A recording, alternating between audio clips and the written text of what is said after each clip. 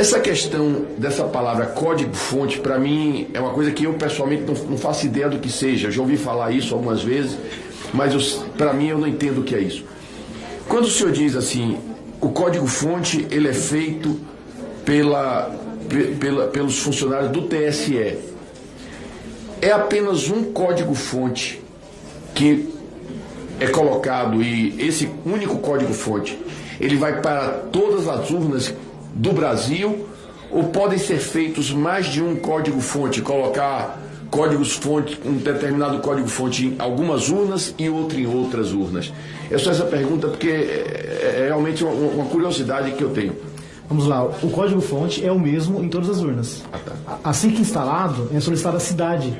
E ele, assim que é posto a cidade, ele apenas oferece os deputados de lá, os vereadores e prefeitos.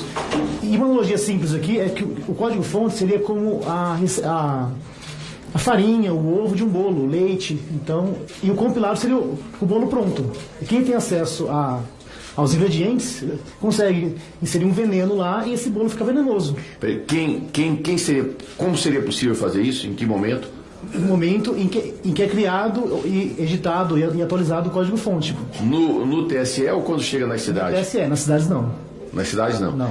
E no TSE, é possível fazer isso com algumas urnas e não com outras, por exemplo? Sim.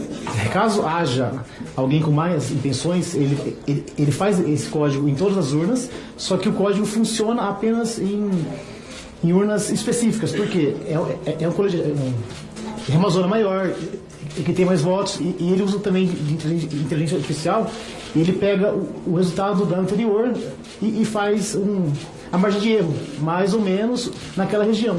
Então, não seria algo grosseiro, que seria, apenas na cidade vai ter 100% dos votos. Não.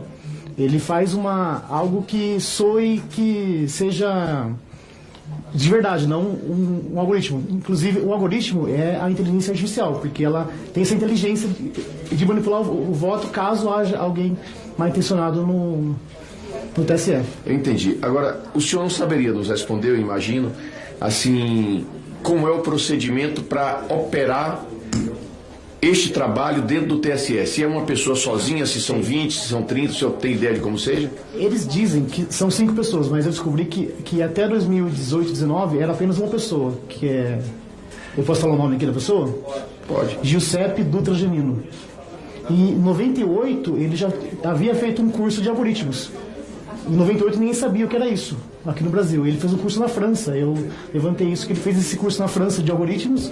Então, eu achei estranho eles darem tanto poder a apenas a uma pessoa, porque outra pessoa no lugar dele, ou até ele, tem o poder de decidir o resultado de uma eleição. Ele vota por 200 milhões de habitantes, caso ele tenha essa má intenção. Eu entendi.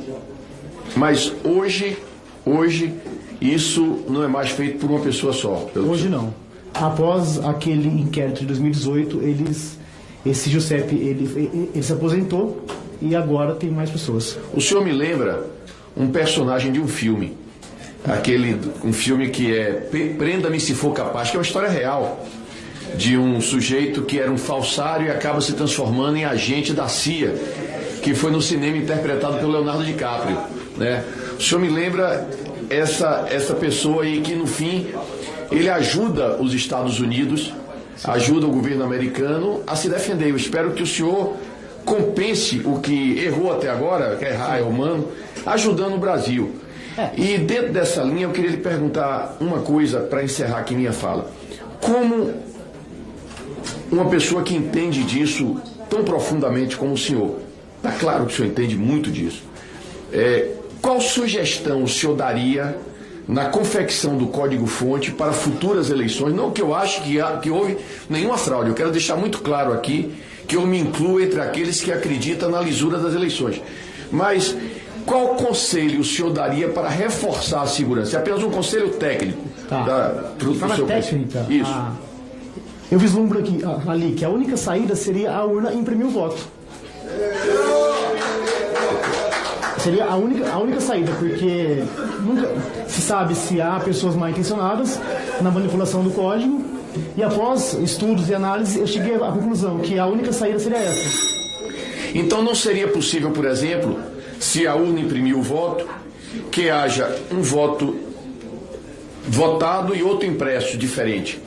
Não, porque a pessoa vota e sai o voto. E ela tem a opção de descartar ou jogar no baú. Entendi. Perfeitamente. Muito obrigado. Presidente, Viu? só uma pergunta aqui.